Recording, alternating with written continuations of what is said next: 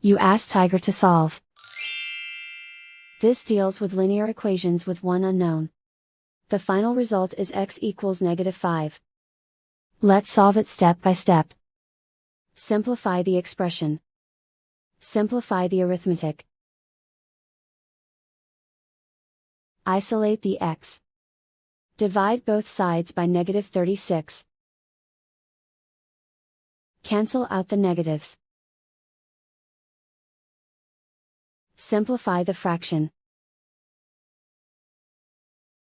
Move the negative sign from the denominator to the numerator. Find the greatest common factor of the numerator and denominator. Factor out and cancel the greatest common factor. And so the final result is x equals -5.